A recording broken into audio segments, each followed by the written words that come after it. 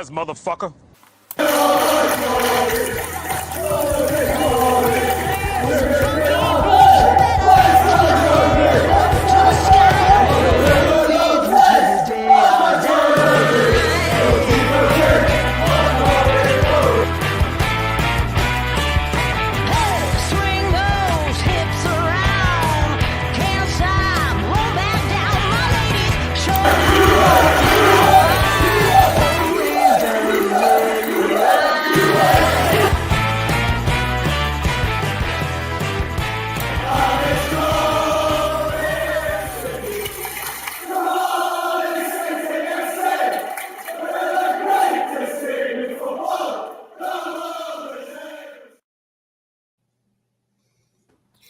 Yes, guys, good evening. Welcome to the Fleur Hour. I am not only joined by Mr. Rhys David Evans, I am joined by the superstar, friend of the show, friend of mine, maybe. Yeah, Mr.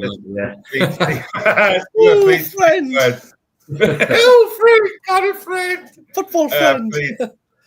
Welcome all, and thank you so much, please, for joining us, mate. Hope you're all doing okay, boys. Yeah, all good, mate. All good, my end. Yeah, all well, you as well. Sweet.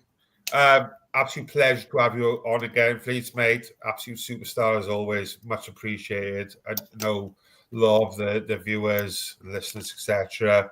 were busting to have you back on. So it was a great pleasure to get you back. So thank you, my friend.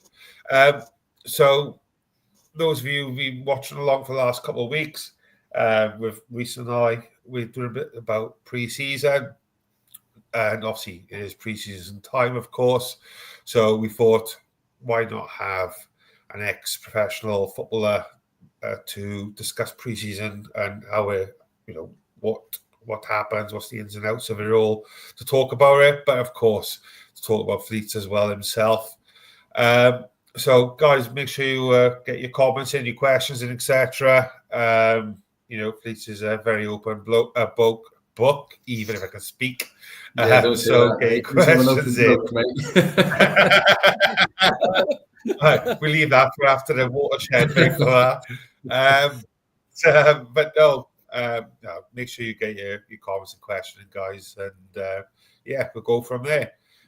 So what I want to talk about before we begin, talk about pre-season, things like that, if I may, mate, is last season. Obviously, taking charge of Swindon Submarines. If you wouldn't mind talking us through that, if that's all right with you. Yeah, of course, mate. Yeah, we. I think when we last spoke, I think we were just about to play Merthyr, and we were sort of 8th, 7th in the league, not doing too badly. Punching above our weight, to be honest. And then sort of after January, we hit a bit of poor form. Ended up only winning 2 out of our last 16, which isn't great, against 2 teams that were in the bottom 4, because 4 get relegated from our league. And so we went on a really poor run, and we were almost waiting for the next game so that we almost needed one more win. One more win would have kept us up. And it ended up going down to the last day, and we ended up playing Walton away in London, and they were 3rd in the league, already in the playoffs. And they're a good side as well. And unfortunately, they beat us 4-2. So we ended up getting relegated on the last day, which was, I don't think anybody saw it coming, especially with the start we made and what we did the season previous. Myself and my assistant were relieved of our duties, which I saw coming, to be honest. It wasn't a massive shock.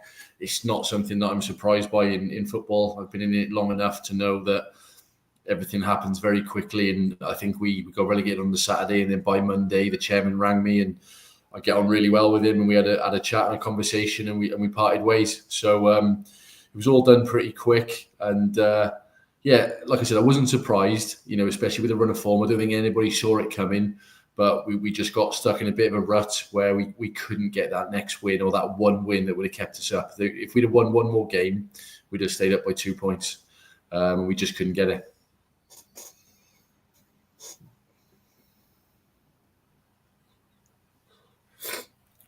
What happens next now then for the team? I know obviously you're not affiliated with them now, but so what tier would that be?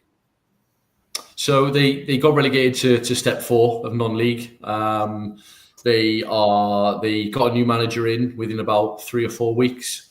So they did an interview process and got another manager in, Bobby Wilkinson, who's managed at a higher level, got a lot of experience. Obviously, most of the players ended up leaving because of wages, the drop in level, everything like that. So yeah, it was always going to happen, and there's been probably going to be a bit of a rebuild now. They're probably going to be one of the bigger teams at that level, but it's still a very difficult level, especially with losing a lot of your players. So I think a lot of the players have got really good moves out of it. Some have gone on to get more money elsewhere and stay at the level in step 3. And then I think 1 or 2 have ended up staying as well.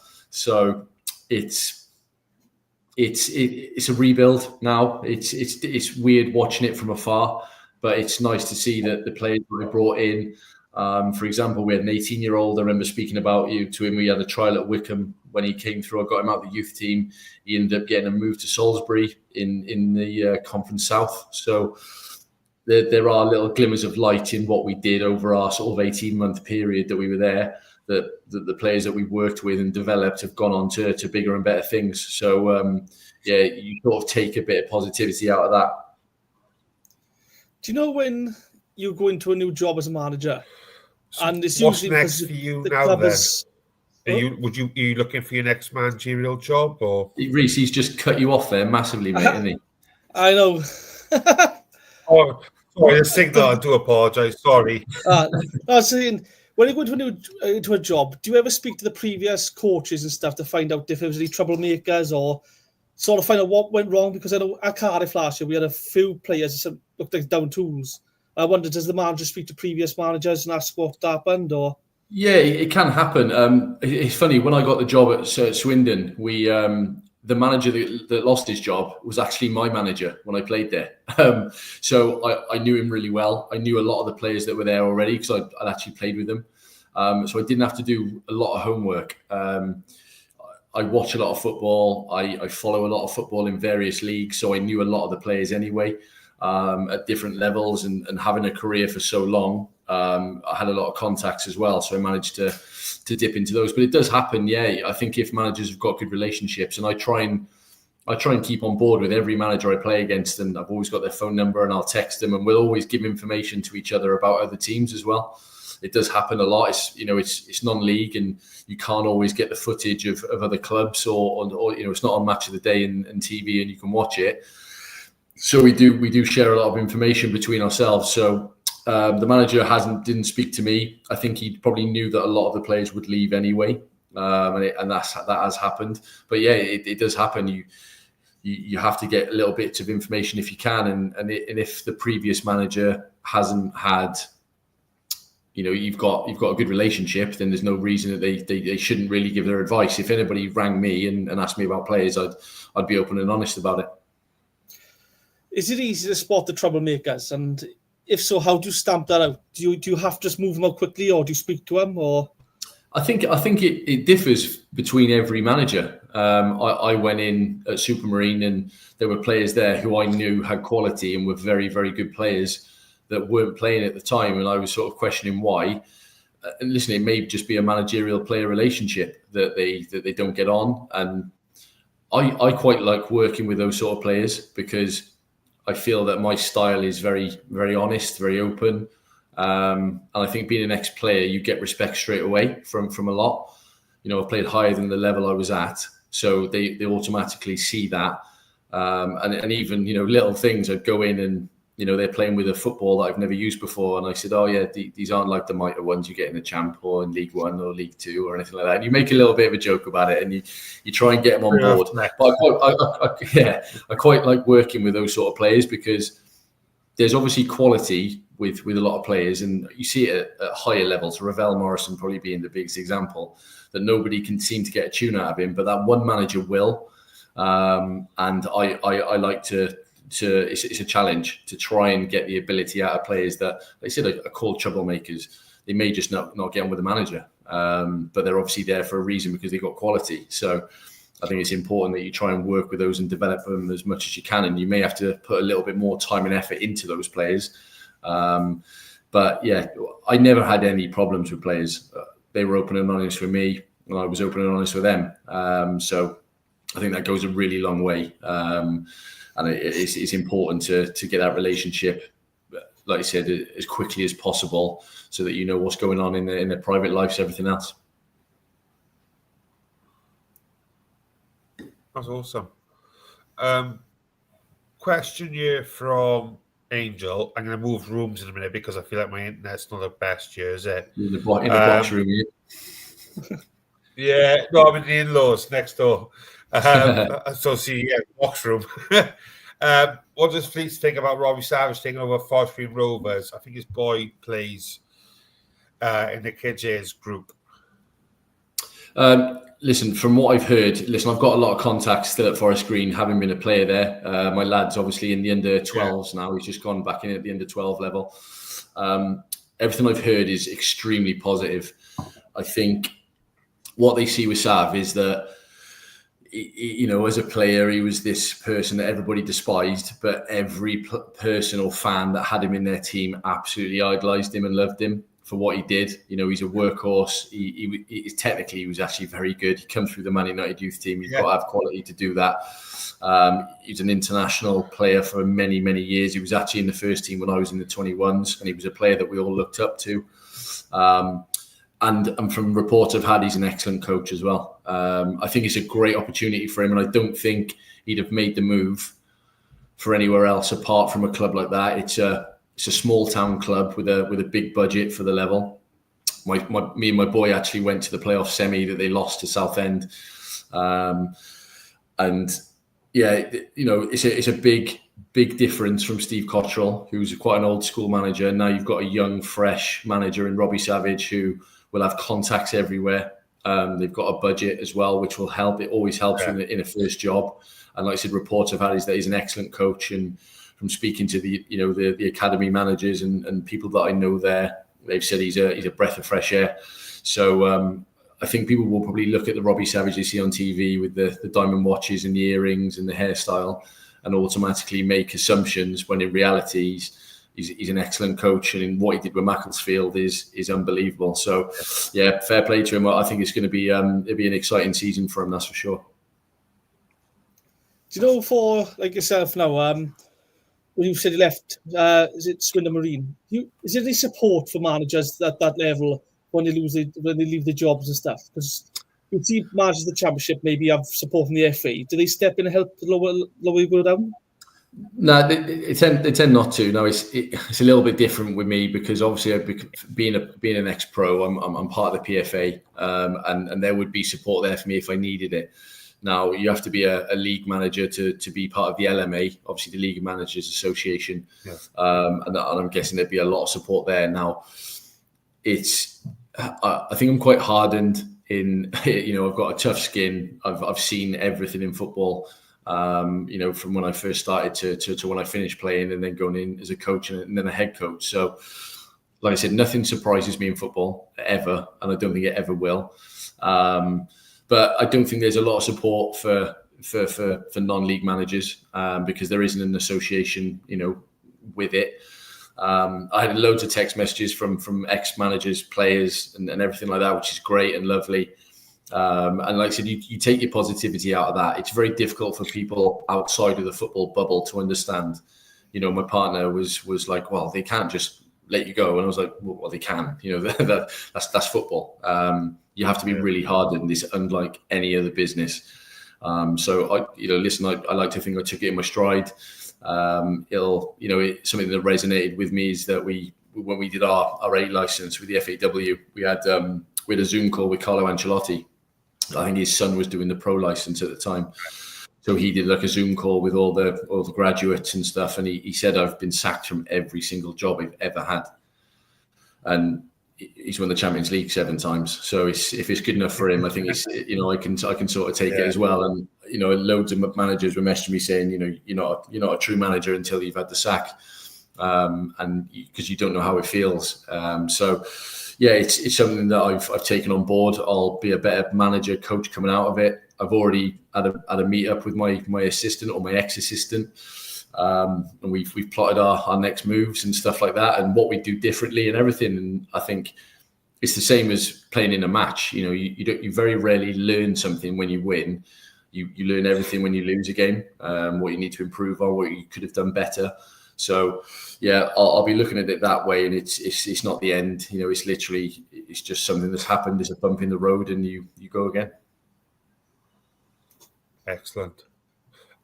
So maybe putting you on the spot, Fleets, mate. Job offer comes through, and it's for, let's say, National League team, top end, middle National League team. You can go, but we don't want your assistant with you. We want to put our own assistant with yourself. Would that be, is that a deal breaker, or do you want your own coaches there with you? Listen, every manager is different. Now, when I lost my job, we had an agreement that my assistant wouldn't automatically lose his job, because I think that's really important that we don't come as a team. I was the head coach, everything landed on me, but just because I've gone doesn't mean he should. And he was actually still employed there for 3-4 weeks after I'd gone. I did say to the chairman, I think he's due in it. He could have an interview. I think you should ask him if he would like the job, or if you'd like to interview him to see if he can do it. Because, and I learned this from Tim Flowers. I was a coach under Tim Flowers at Gloucester, and he said to me and the assistant, who were both young, I want you to want my job. Like, otherwise, why are you here? You know, I don't want yes men. I don't want people agreeing with everything I do. I want to learn, and I want you to have value. So no, I wouldn't say it'd be a deal breaker. It's very difficult to be put in a position where you don't know your assistant, or you don't know how they work, or you don't know their style of football. They may completely disagree with everything you're doing, but then just go along with it because you're the manager. So yeah, listen, every manager is different. I think it would be difficult for me to go in with somebody that I didn't know. But as the head coach, everything lands on you. So it's important to have people around you that believe in your philosophy and believe in your values. Something I might do, listen, my assistant didn't agree with everything that I did, and he told me that. And that's really important. And I probably made some decisions off the back of that and go, actually, he's probably right there. So it's not a deal breaker for me personally, but I think you need to surround yourself with people who've got the same ideas and want to move in the same direction as you as well. Yeah, you see it over the years, don't you? Like springs to mind, Sam Allardyce, and was it Sammy Lee? Yeah, that seemed to follow him everywhere. Was it who was Warnock's assistant? Ronnie Jetson and Blackwell, wasn't it? Blackwell, yeah. That's what I'm saying. Yeah, you seem to see a correlation sometimes, don't you? With, obviously, that's just a couple off the cuff, that you see assistants following the managers wherever route they go down, wherever job they go to. They always seem to end up together, don't they? So no, I appreciate it, mate. That's good. Anything else, Rhys, before we move on? Yes. So, like, obviously, so with coaching now, you said you went with the FAW. Is there like courses on so you can learn more stuff and do other stuff? Is that a thing, or is it just you've got to learn on the job and that's it? Yeah. So listen, the FAW is a highly accredited qualification now. It's right up there in the top in Europe. You look at the managers that have come through it: Thierry Henry, Martinez, Desailly. There's loads. I was fortunate enough when I did my B license through them. I did the ex-pro one. So it was literally a group of 20 ex-professionals, and it's not dumbed down as much for the ex-pros because they've been in the environment for so long. They understand how football works. You know, Ian Walker was on my course, Peter Crouch, Titus Bramble, Mido. There was some big names on there, and we were all in the hotel together for 6-7 days and shared stories and whatever else, and had a few beers along the way as well. But it was it's such a highly accredited course now that you get so many. We have people from America, Thailand, all over the world coming over for it, and you're just swapping and sharing ideas. But there's different things. Obviously, you've got your C license, B license, A license, and then your pro. And and you try and work towards the highest sort of qualification that you can do. But there's other stuff on there. You can do grassroots courses, for people even coaching, kids, at a local level. There's loads of different things you can do, first aid, all sorts. So yeah, there's little bits. There's a talent scout identification, course. There's loads of different things that, even the average Joe who's just interested in football and wants to learn and develop, they can do it through the FAW as well. It really is an excellent course, and it's like I said, it's really highly valued across Europe as well. Yeah, and just to jump on that as well, mate, as you may know, I coach grassroots football, and lots of those courses are funded by local grassroots football teams as well. Your leaders, your first aids, and things like that. They are funded by the club. Well, and obviously they're reimbursed by the FAW as well, then to the club. So, yeah, they are good at things like that. I must admit that is a massive positive. In fairness, obviously at grassroots level, not your high end level, of course. But it's for people who want to develop, regardless of what level you're at. Like I said, I'm going there as wanting to be a new fresh coach. Yes, I was an ex-pro at a lower level, but the main guys are doing the exact same thing as me. Your Peter Crouches and Mido and stuff. Mido was a manager in Egypt with 80,000 fans at home, and Ian Walker was coaching in China. They're all going through the same thing. They have to do the same work and homework and everything, and you're almost brought back down to a really similar level. Even though we weren't on the same level playing wise, we're all on the same level as coaches, and there'll be stuff you understand and stuff you don't. And there was loads of guys on there who've gone on to amazing things. Bellamy's done it through the FAW. Look at what he's doing now with Wales. There's some incredible people that have been on it, and I think it's just the quality of the course that makes the coaches and the managers. Is that Ian Walker, the ex-Spurs keeper? One with he still had the curtains as well. Still had the curtains. Yeah. That's outstanding. Good God, that's amazing. I haven't heard his name come for a long time. I just had to double check that was actually. It was one of them. You're in the green rooms, sort of waiting on the first day, and you just see these guys coming in, and you go, flipping heck, he's played 60 times for England and stuff. It's, but then they're just as nervous as you are and thinking, I'm in a really alien environment here. But they, everybody got on with it, and like I said, we had some good laughs along the way as well. And that's class though then as well, because I think that, like you said, wherever will become your next position, etc. You're making connections and things like that along the way then through those courses. So whatever, Mr. Curtins, Ian Walker, for example, lines himself up with, then you've got that connection and that, the relationship that you may not have had for your playing days, playing in different leagues, etc.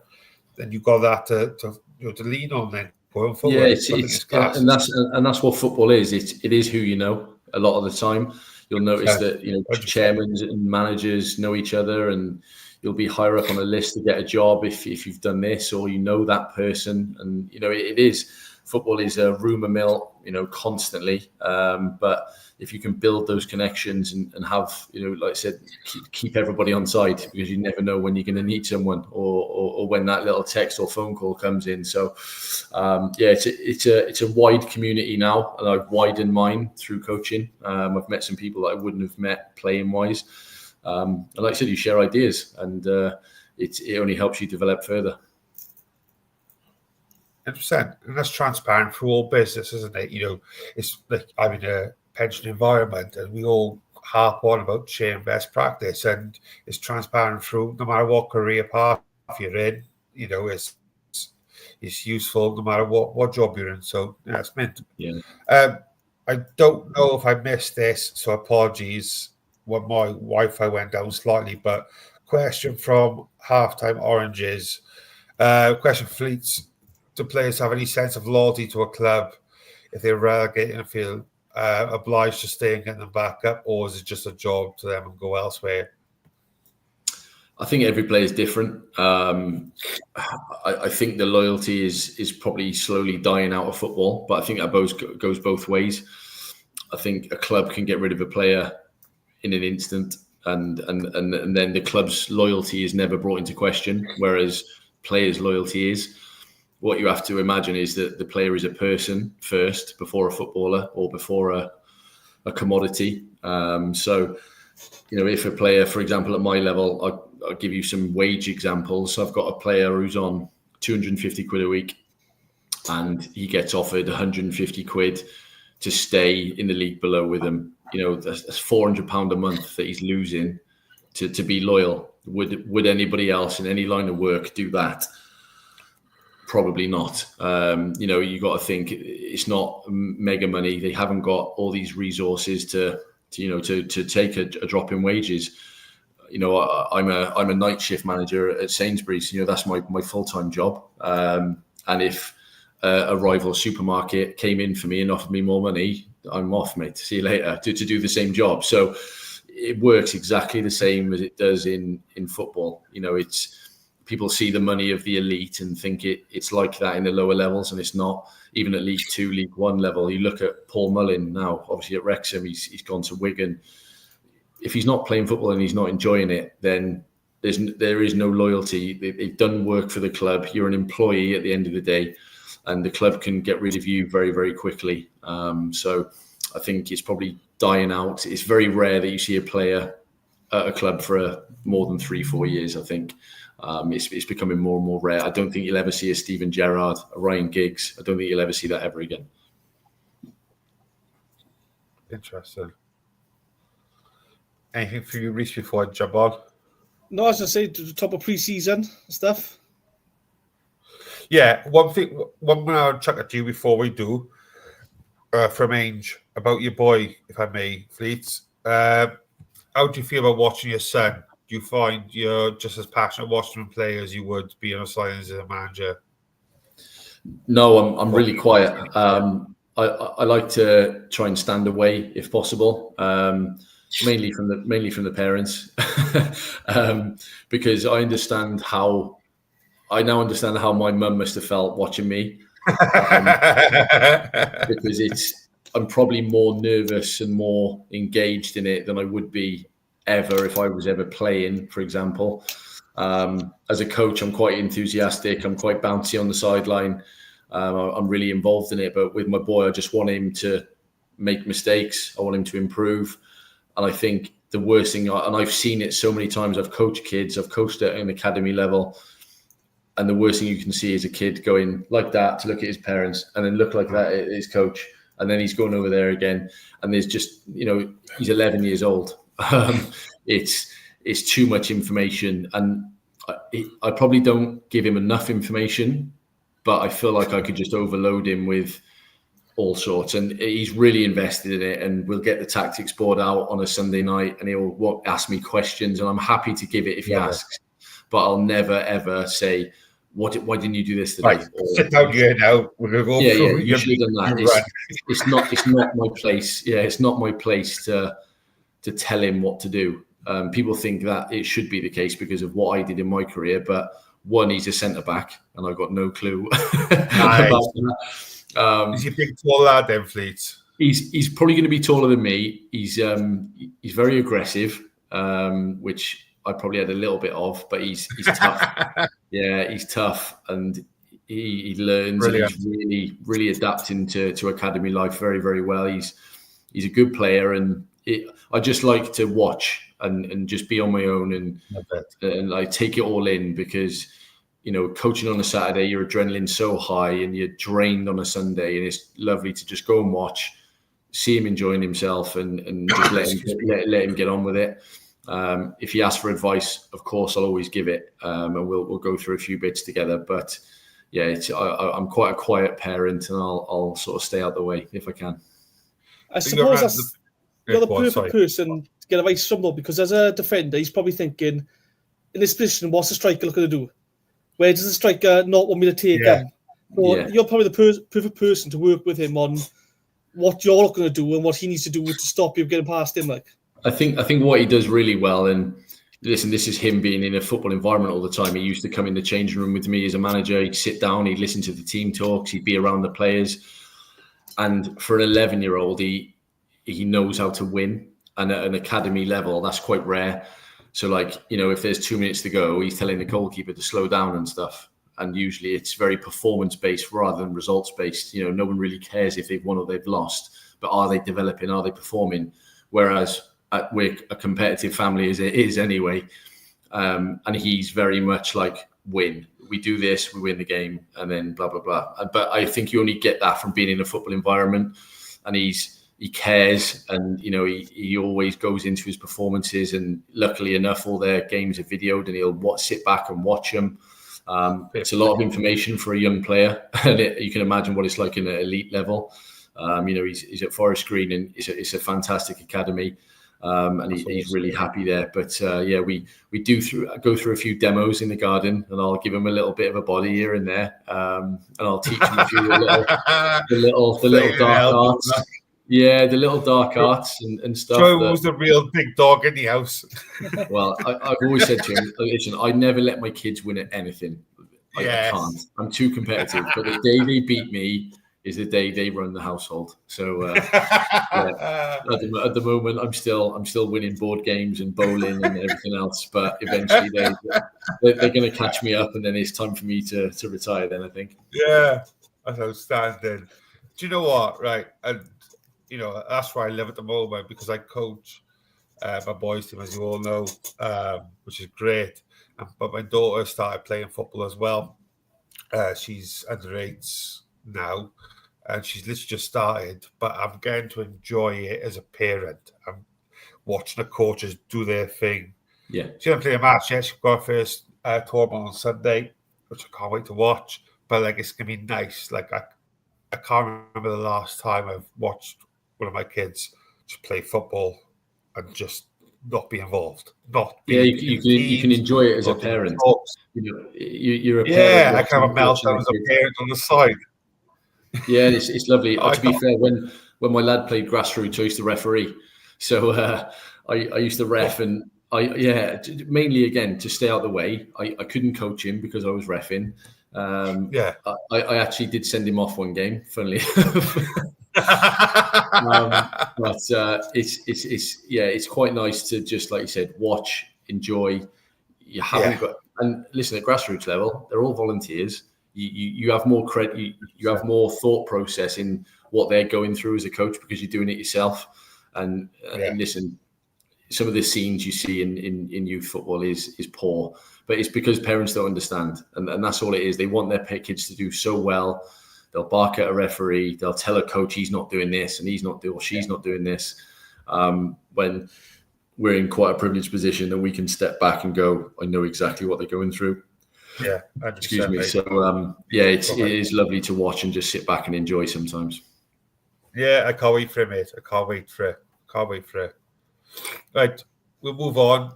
I feel like I've taken enough time asking you questions about all that. Well, Rhys has, not me. Pre-season, my friend. Go on, Rhys.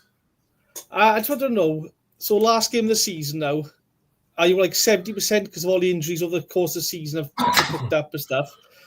How fit are you for the last game of the season to the first day of pre-season? So I know a lot of players take a lot of time off. So is the drop quite big, or is it just not that hard to get back?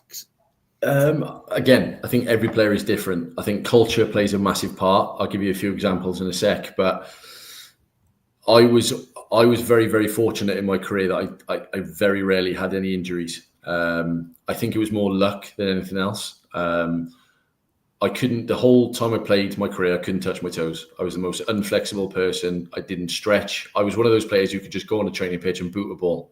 I could play without a warm-up, never had any muscle injuries, never had any serious injuries. And I think that's just luck, to be honest. But I couldn't sit still during the off season. I'd have to be doing something, whether you play golf or I used to play a couple of games of rugby, to be fair, but which probably wasn't the best idea.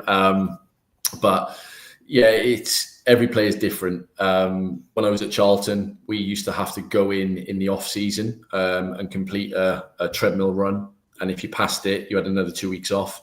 And if you didn't, you were in fat club, basically. Yeah. And all the Portuguese, Brazilians, Spanish and stuff just used to eat and drink for 6 weeks and then come in, fail the test, and then be in 2 weeks early. But in their mind, they were in early and getting fit before everybody else was. So it's a massive culture. I think we get sucked into the Instagram videos, and this is before social media. So now you're seeing players putting their own training videos up, and I'm doing this, and I'm with this coach, and I'm doing this. It's so important to have 2-3 weeks after the last game doing nothing, absolutely nothing. Clear your mind of football. Give your body a complete rest, because you've played. I think the most games I played in the season was like 55. And that now is probably minuscule to what, you look at Rhodri coming out and saying how many games he's played. And I think I saw a stat on how many Bellingham's played at the age of 24, and he's like 72 games like in a calendar year and stuff. It's just bonkers. So I think every player is different, mate. In answer to your question, you are tired by the end of a long season, especially if you've played a lot of games. But pre-season is, you're so excited to go back and you get ready, and you're being paid to get fit, at a full-time level. If you, that's the way to look at it. I am being paid to get my body fit. And, most people have to do it in a gym at 5-6 in the morning before they go to work, and they have to pay to go to the gym. Whereas footballers are getting paid to be told, run around this pitch and get fit. This is the best job ever. So, every player is different. And I think culture plays a big part. But, rest is very, very important for at least 2-3 weeks afterwards. One. Go on, Rhys. Go on, mate. I was just saying, after that rest, how long does it take you to get back to peak? Like, is it just a case of 2 or 3 weeks and you're back to normal, or is it, I think, you sort of, you do it gradually, depending on your manager, depending on your club. I've had managers who've, it's the dreaded one of, you don't need your boots today, lads, and you're running up hills. That is died out a little bit now with all the data we have and the GPS vests and everything like that, and the sports science groups and whatever.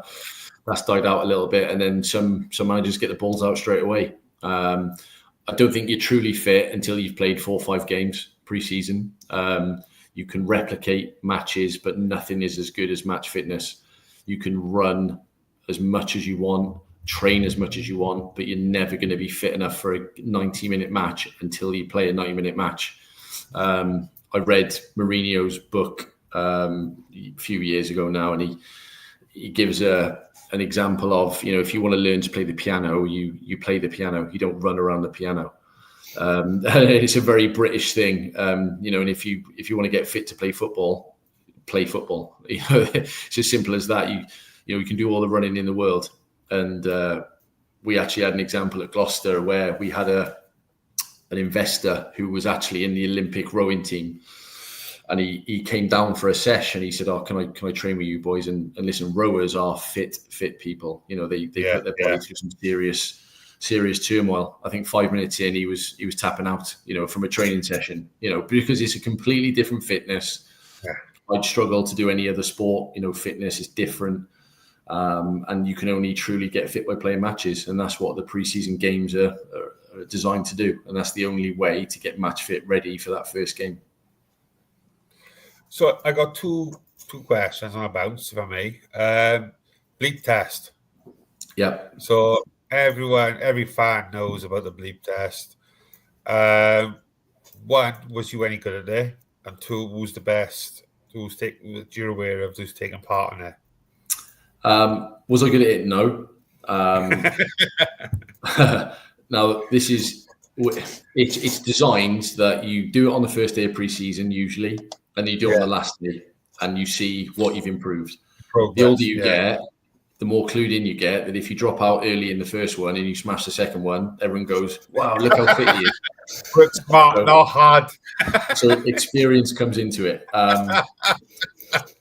It's also position specific. So you look at midfielders should win the bleep test. Fullbacks, wingbacks should win the bleep test. They're running at a sustained period of time at a certain speed. Centre backs, strikers and goalkeepers are rubbish at it because we're designed to do short, sharp sprints. We don't run for a long period of time. A striker will do 40, 50 sprints a game. A centre-back will do less. A midfielder will run the most distance at a constant pace. So it's completely position specific. I've never done it as a coach because I don't see the value in it. It's probably dying out a little bit. You'll see all the Brentford stuff about the 1K testing. You'll see, the Bronco test in rugby. That's coming into football now. I actually use that one because most footballers don't know it. So they don't know how to cheat. and that's the big thing. It's very good. Yeah, you'll always get the old adage of the experienced players telling the young lads to slow down, don't run ahead, let's stay as a group. So you try and design it in terms of, who's going to win it, who's going to be the worst at it. And I was always the one waiting for a few to drop out and then, that's me. And then go and smash the next one. But no, I've been involved with players who've completed the bleep test. Charlton, mainly the African lads, just can run all day. And, it gets to the end of the tape and it just says end of test and they're waiting on the line to go again. And you just look at it and you go, and then you have the usual players who say, I think Lee Tomlin was one when he was at Cardiff and saying, right, let's get the balls out and let's see who the real players are now then. Do you know what I mean? You've got your runners and you've got your footballers. So you've got your footballers and you've got your runners. Usually who's going to win it and you know who's going to drop out as well. I always thought it was strange to do the bleep test on the first day because surely the short bursts of sprints, more likely to get hamstring injuries, tightness of muscle. I think Cardiff did, didn't he? First day of the pre-season test. And you're thinking, you're going to get injuries, surely. I think that's probably why it's dying out. I think sports science, most elite managers now just leave it all to the sports scientists. They don't have any say. And I'll tell you a story from, I won't name names, but I had a good friend of mine was the sports scientist at Cardiff. This is Premiership, Championship year. And it was under a manager who's quite old school. And he used to mark out a run by walking it. So he'd 1 meter, 2 meter. Obviously, it's completely wrong and it's never going to be accurate. And it was a 400-meter run. And apparently they measured it afterwards and it was about 350 meters. So he's out by 50 meters. Obviously, the times coming in are unbelievable. And he's absolutely over the moon because his lads are so fit. And the sports scientist is just sort of shaking his head and thinking, we're miles off. But it happens and managers have got their own ideas and they like to stick to things. But most of the time now, elite, it's all down to the sports scientists and they'll run the show. The manager will say what sort of fitness they want because that's important as well. Do you want a pressing team who can sprint loads and recover quickly? Or do you want a team who are going to stay in a game and then be fit in the last 10 minutes? It makes a big difference. You look at teams that have scored in the last 10 minutes of games because they're fitter than the other team. It's all completely different, and it all goes down to the philosophy and the style of play. So intense, isn't it? It's crazy to think just the smallest of what you think is a detail is such a huge impact on the team over the season. The other one I want to ask you, mate, for me. Results, pre-season results. Do players, managers care about pre-season results? Me personally, no. I don't care about the result. I care about the performance. And I want to see progression through each game. So first game, you tend to play a team, leagues below, you end up winning, you end up scoring. It is literally just a fitness exercise. Get the rust off, see how you get on. But then after that, you need to start building your performance and how you want your team to look. If you play well and you perform the way you think you should, then the results will come. You're never going to go into a 50-50 and smash into someone in a preseason friendly because risk of injury and that competitive edge just isn't there. It's not, you don't need to die for, to make a tackle and there's no points on it and there's no money on it. So to me, no, results don't matter. And I think you can get clouded behind both ways. So I've been when I was at Luton, I think we won every preseason game. We beat Ipswich at home, Championship side, and everyone was like, "Oh my God, we're going to walk the league." Obviously, it didn't happen. And then I've gone the other way and lost every game and started off on a 10-game win streak. So it's completely different. It doesn't matter. It's hard to tell fans that because they want to go and see, attractive football. But I think as a manager and a coach, you're looking to see that the performance is there first and foremost. And are your team gelling the way that you want them to? And are you progressing through each game? But ideally, most of all, they're a fitness exercise. What about as a player though, Fleets? I cared because I was a striker and I wanted to score. Yeah, so if I went through pre-season not scoring, that confidence isn't quite there going into the first game. Whereas if you go on a decent run pre-season and you're banging them in, striker's confidence, you usually start well. So I think it's, again, important in different positions. Goalkeepers, clean sheets, strikers, goals. Yeah. And it's just about getting that sharpness and again, as a player, improving what you did in the last game. Are you feeling a bit rusty here? Are you tired? Are you feeling drained? Could you have done this better? With experience, you get to know your body quite well, and you understand a little bit more about it. But listen, I was good in pre-season. I could run, but I knew my body as well. So I knew I wasn't going to win the bleep test. It didn't bother me. But we go in the gym and then I'd have the biggest squat. So it's like footballers are all competitive. Everything's numbers based. But I think it's really important that you sort of stay true to yourself and know what you're good at and just try and improve those bits rather than, I'm not very good at the bleep test. I'm going to really go for it today. I think Martin Allen was my manager at Cheltenham, and we used to have a ping pong table in the dressing room, and he chopped it down with an axe. Because he said it didn't improve your left foot, which he's probably right. And the same goes for pre-season. If you're not good at running, don't try and be a better runner. Try and be good at the things that you're already good at. But that's Martin Allen's a good character.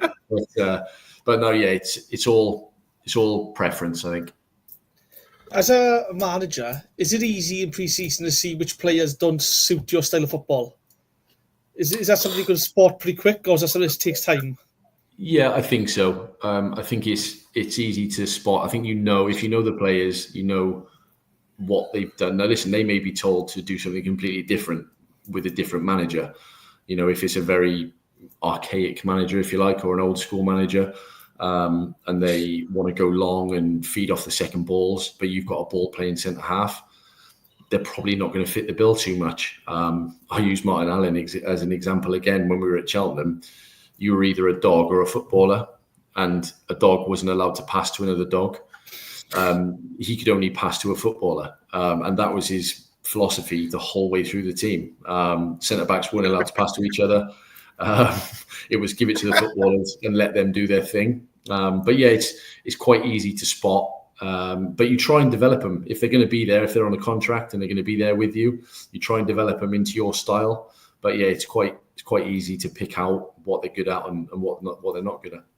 On the flip side of that then, so let's say now you've seen one or two players who think they're not going to fit my style. How hard is it as a manager to move them on to other clubs? So I think we've seen that Cardiff is one or two players that don't look like they suit the style. We were calling for one or two of them. I think they should have gone last year. I think the keeper isn't at the standard. I don't think. How hard is it to move on to other clubs? Like, you've got to convince them, or have you got to convince other clubs to take them? I think any player with a little bit of self-value knows as well. I think they'll say, "This isn't suiting me." What they'll usually come out and say is, manager's crap." That's the usual thing. They'll blame the manager, or they'll blame the style, or I can't do this here, or I'm not getting the ball here. When in reality, it's you just don't fit. Your face doesn't fit. It's as simple as that. And I think, again, as a manager or a coach, you have to be so honest and open and say, "Yeah, listen, this is not working. You don't fit my style." I've been told that as a player, and I think the sooner you tell them, the better. And they may suit another team. It happens all the time. You see a player leave a club and they go on and do amazing things. Gyökeres is probably the biggest example ever in the world at the moment. Was in a championship side 3-4 years ago. He's now scoring hat-tricks in the Champions League. Different style, different manager. Knows how to play the game. De Bruyne, Salah, both got released by Chelsea. didn't fit the style, weren't at the level. Now look what they're doing. So yeah, you make decisions and you have to live with them. But it is quite easy to spot if you know what you want, and if a player's not doing that, then they have to move on. I want to jump into some of the questions if I can, lads. I'm very, very well aware of the time. We got one here. We got a two-parter actually. Fleets, who was your idol when you were growing up? I love DiBaggio, Maldini, Zico. Easy one for me. I'm a West Ham fan, so Paolo Di Canio was my idol. Absolutely loved him. Just loved his. You met him? I have. So he was manager at Swindon when I was at Brighton. And love that. I won a penalty against him. Unfortunately, it was a bit of a it was a bit of a soft one, and I actually took my West Ham shirt to the game, and he signed it for me. Nice. And he also gave me a few words about how I died for the penalty, which is true as well. But it's nothing that he wouldn't have done. So, I suppose, with that. Yeah, nothing that he wouldn't have done. But no, I just thought he was an unbelievable player, and I think even as a manager, some of the stories you hear is he's just so intense and enthusiastic about football. And what I loved about him, he was at Charlton just before I went there, so I missed out on being with him there. But they just said what an intense trainer he was. He looked after himself. He was an ultimate professional, which you probably don't associate with him. But yeah, it was an easy one. He had his name on the back of the shirt, and just everything he did for West Ham. He's an absolute god down there. Why West Ham then, Fleets? I think when I was younger, it was the Man United era. So listen, Man U were winning everything. Everybody in school supported Man U, and I probably had a Man U shirt myself at one point. But I just remember watching. I can't even remember. I watched the game and West Ham were playing, and I think they may have even beaten Man United. And I just thought from that day, yeah, why not? That's my team, just to be different. And ever since then, it's been a love affair or a love-hate affair. I've been to watch them. I've managed to be I was on the bench against them for Cardiff when I was young, about 18, 19. I think Sheringham scored a winner in the 90th minute, and had to make sure I didn't jump up on the bench. But it was. I've just supported them ever since. I've been to watch them at Wembley and semi-finals of playoffs and all sorts. So I've actually never been to the new stadium yet because obviously never get a chance on a weekend. But yeah, that'll be hopefully now if I've got a bit of free time, then I'll get down there for a game. Love it. Couple more coming your way, my friend, if that's okay. Yeah, of course. Favorite manager you worked under? Yeah, I get this one quite a lot, to be honest. No, listen, some of the managers I've played for, Alan Pardew, Mickey Adams, Martin Allen. There's been countless, countless names. I think the one that I always mention, and no one ever knows who he is. He was my manager at Forest Green in the conference. Jim Harvey, his name was. He was an ex-player, had a great career. He's probably in his late 50s, early 60s. Used to smoke a cigar on the sideline when you were allowed. And he was just the best man manager I've had. And it was the year I scored 36 in the conference and ended up being top goal scorer. And he just used to get in my head about stuff. I'd think that I played poorly and he'd be all over me and say what a great player I was. And I'd score a hat-trick and he'd say, well, you probably should have had 4 or 5 today. And it was just a different way of thinking and just the way he treated me as a person, first and foremost, probably something I've picked up from him. But tactically not the best, not an absolute genius of football, just knew how to treat players, knew how to make you think about different things. And it's probably nothing football related, just getting in your head a little bit, not knowing how to act around him because you're not sure what he's going to say. Just not that fear factor, but that unknowing of what he's thinking, I think is really important. It keeps challenging a player's mind. I think it can go either way. I think if you're a shouter and a screamer as a manager, then you tend to lose a lot of people. And if you're too nice, I think Solskjaer is probably a prime example of being too nice. Then players walk all over him. It's a fine line, and you try and pick up things from different managers. But yeah, he's the one that sort of sticks in my memory of he probably helped me the most, and it's probably the best season I've had as a professional as well. Excellent. Got one from Bob Bank here. How do you get into scouting? Do you need relevant qualifications? Do most people volunteer first? How do some scouts stand out above others? Question. I think first and foremost, before you worry about qualifications, you need to watch a lot of football, whether it be grassroots, non-league, elite, whatever it is. You need to get as much of an understanding as possible. I think scouts now are quite technical in terms of, with high-tech computers, laptops, footage, whatever it might be. Everything is available to people. You could probably do it from your armchair. But I don't think you get that true experience until you actually watch a game of live football. So my advice would be to anyone looking to get into it is to watch as much football as you can, whether it be, like I said, whatever level it might be, and try and understand different formations and not just look at players, because it's very easy, and you all have noticed this being a coach of a grassroots team. They'll always look at a player who scores loads of goals or is really quick and go, oh, what a player he is. Whereas, scouting is about finding the gems that people don't know about. And it might be somebody who's doing something really simple and you go, actually, I can develop that, or he'd be really good for this team because they play this way. So there's a lot more than just noticing a player, because anybody can do that. Anybody can say, oh, he's good or she's good. But you need to understand systems. You do need, obviously, to go into elite football or professional football, you do need a qualification. So I think it's called a talent ID qualification. And again, there's steps 1, 2, and 3. And you can apply for courses and anybody can do it. But I think the base is that you need to have an understanding of football rather than just talent or players. You need to know systems, formations, everything like that. And it's like going back to school. It's like learning again, something that I didn't know about when I played. You asked me a formation when I played football, I didn't know. As long as I was playing, I didn't care. Scoring. But yeah, exactly. I'm in, so I don't care. But now you have to have a really, really broad understanding of everything that goes along with football as well. Sorry, Rhys. I know I'm jumping all over this. I do, my friend. I'll try and get through some of these questions, if that's all right, mate. Never been so busy. What's that?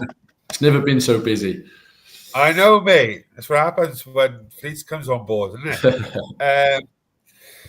That's a good one. How do you motivate a player that started at a high level and feels like all's lost due to their age and there's no way back for them in the game? Oh, that's a deep one. Yeah, to be fair, I had a good example when I was at Swindon. We had a player who played League One, literally two seasons previous. When I got there, he was on the bench, or he wasn't in the side, and I basically called him out in front of the lads in a team meeting and said, "What are you doing here? Like, why are you here? With your ability, you shouldn't be in this dressing room." And then when you pull him to one side, you say, what's it going to take to get you back to that level?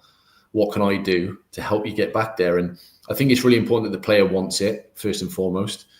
But it's, you've got almost a duty of care to some players of, listen, you're not guaranteeing that they're going to get somewhere, but if you can develop them as a player or bring them back. And I use myself as a prime example. I was at a championship club at Cardiff when I started, went to the conference. 2 years later, I was back in the championship again. So if you've got the ability, then there's no reason you can't do it. But a lot of the time it does come down to the player. But I also think a good manager or a good coach will notice that and develop it. And you can build your team around someone. You can make sure they get the ball at every opportunity. You can look after them so that they really want to play for you.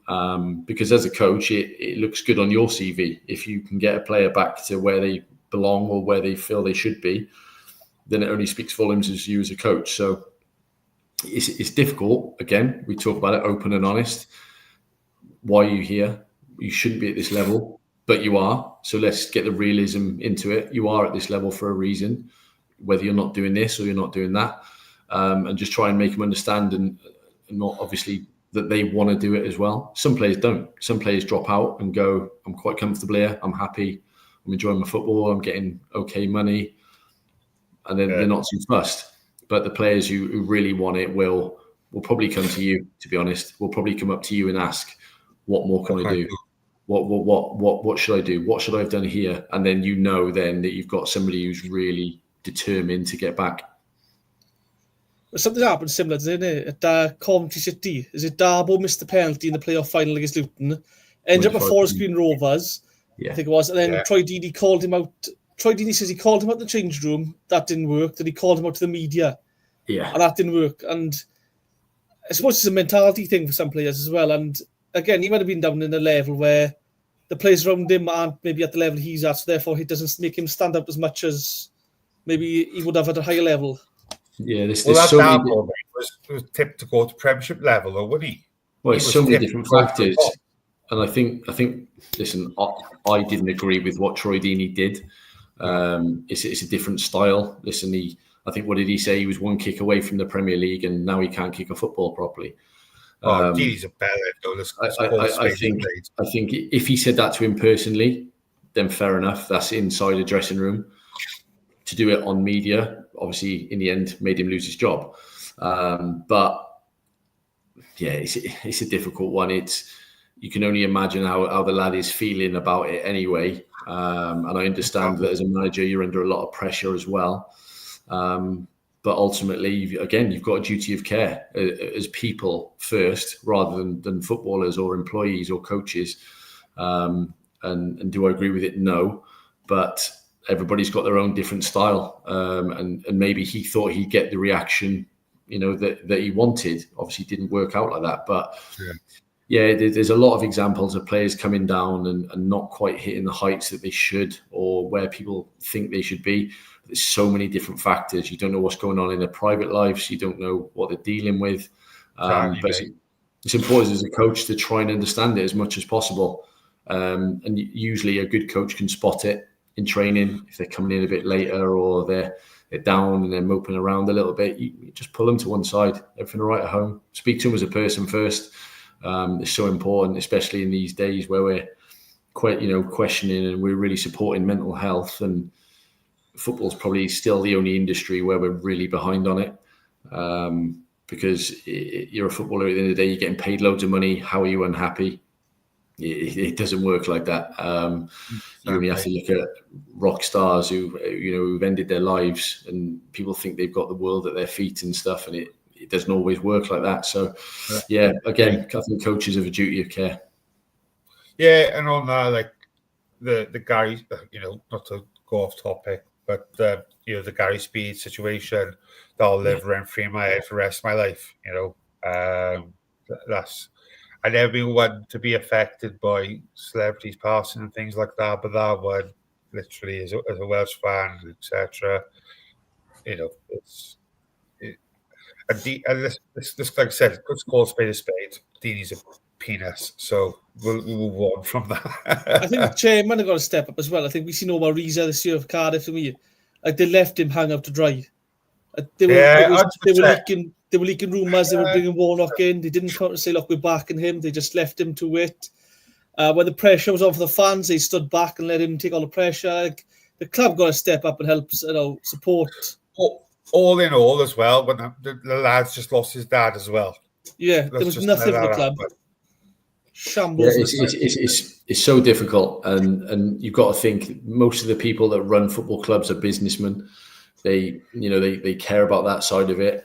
You have to get a really, not a special person, but you have to get someone who is really empathetic, and put money to one side, which is difficult sometimes for a lot of people. But yeah, you need to try and understand what people are going through. And we do it as fans. You can say, oh, how's he missed that? And you don't know what sort of week he's had. You don't know. You're probably not going to be thinking about that miss tomorrow, but he is. And it can affect people in very, very different ways. We're getting there, and we're catching up in terms of the support that players get, or managers and coaches get.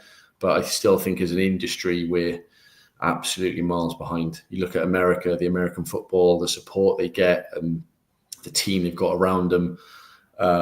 we're a long way behind. Marcus Rashford is probably the biggest example at the moment of someone who just looks like, I call it Space Jam. So it just looks like someone's taking his powers. But again, does anybody know what he's doing in his private life? No, you don't. Exactly. Until you're in that position, you can't judge. All you can try and do is support. So, yeah, spot on. Right, I'm going to rack through these last couple of questions. Jesus Christ, 10:05. You know what that means, Fleets? You'll have to come back again over the summer. I'm sorry.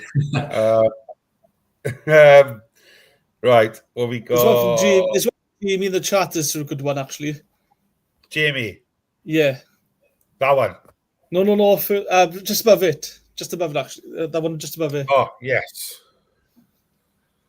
So, does the players down in tools really exist, or is it an old wives' tale? Do players take a hammy or a calf because they don't fancy it because the pressure is on at the bottom of the league? Oh, that's a great question, Jay. Yeah, I think it exists. Down in tools, again, loads of different factors.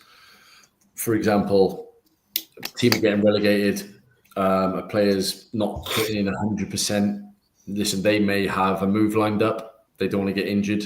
They are protecting their livelihood, whatever it might be. They've had stick off fans, other players, manager, whatever else. I'm not playing for him again. It happens. It does. It's, again, you can transfer it to work life. If your boss in work is giving you loads of stick, you think, I'm not going to work hard for him now after he said that. It happens. It's a natural reaction. So yes, down in tools is a thing. I think that managers do it as well. So you'll see managers walk with 10 games to go if they're in a relegation battle. No relegation on the TV then, is there?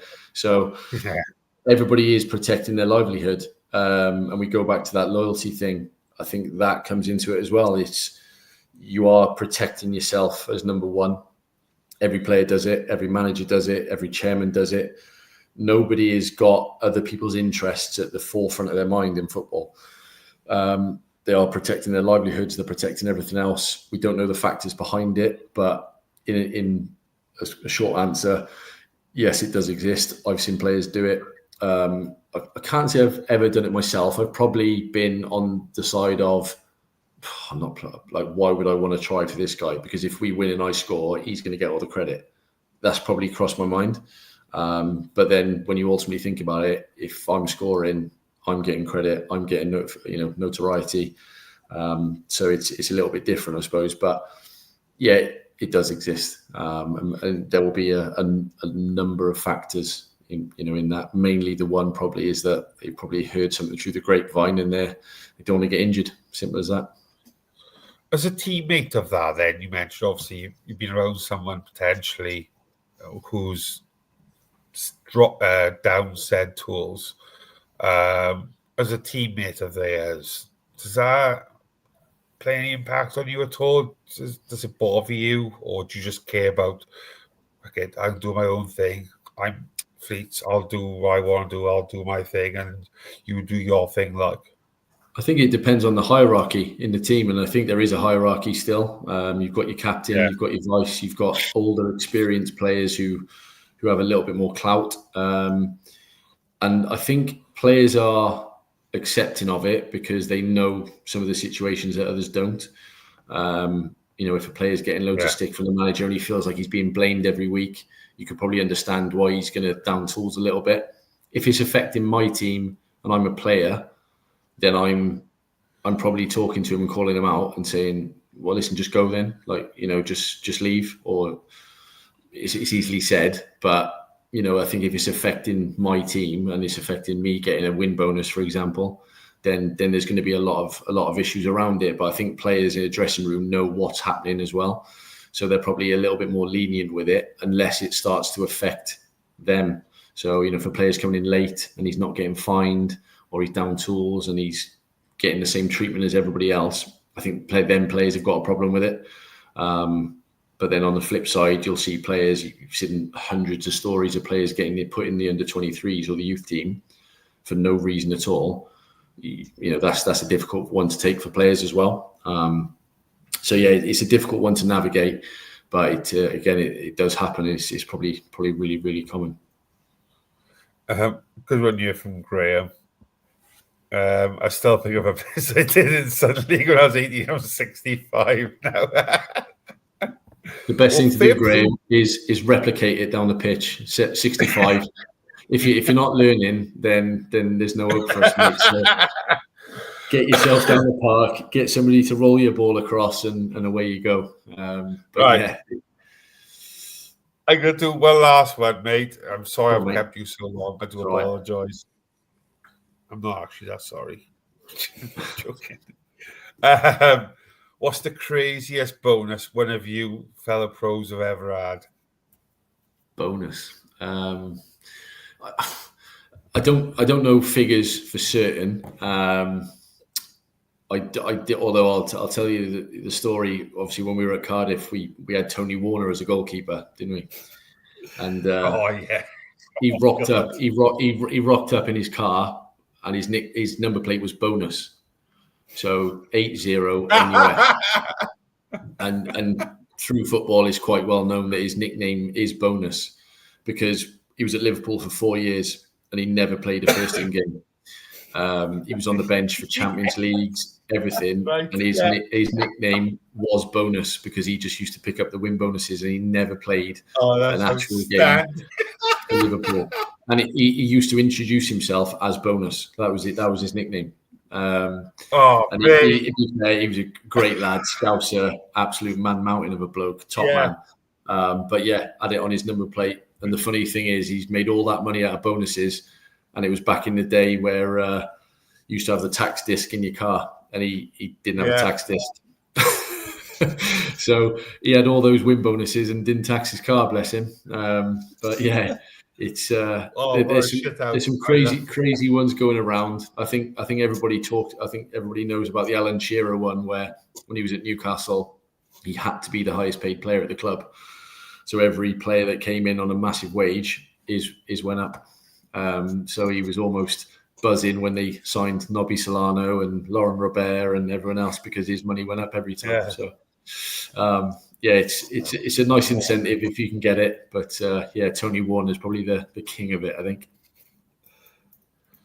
Oh my God! Right, I said this is the last. This is the last one. Would you ever play for Millwall or any of the West Ham's rivals? How committed are you to the West Ham cause? Yeah, listen, it's a job, right? So it's I was born in Gloucester and brought up in Gloucester, and I've played for Cheltenham, and it's probably not as bad as Millwall, West Ham, but it's up there. So yeah, listen, loyalties again, they go to one side when you're earning a living. Would you go to a rival supermarket? Yeah, of course you would. So I've actually, touching on Millwall, somebody asked me what the most intimidating place is to play, and it is Millwall. That's the old Den, and that was a rough old time. But you can only imagine how good it would be to be in front of those fans because they are incredible and passionate. So yeah, I think I'd probably have to keep it quiet that I was a West Ham fan, to be honest. And there's probably loads of stories of players doing that, but I'd have to. I think as a striker, as soon as you score for a team that you play for, I think that all goes away. Or you'd like to hope so, anyway. Predictions first game of the season, Cardiff. Mate, it's going to be tough, right? It's obviously playing for Luton, seeing what they've just done now, obviously Prem to League One and Cardiff now, down into League One after a long time in the Champ and then in the Prem as well. League One is a tough league. I played in it for Exeter, for Cheltenham, for Brighton. And there's some top teams at that level. I think Peterborough is a difficult one to start because they always seem to score loads of goals. They always seem to go on, good runs. They've always been a selling club. They sell players who've played in the Premier League and everything else. They've got a great turnover of non-league players that they sign. And the worst thing that Cardiff can do is go there and underestimate it and think that they're the big hitters in that league because it is a tough league. And especially with is it 3 go down? No, 4 go down, isn't it, from League One?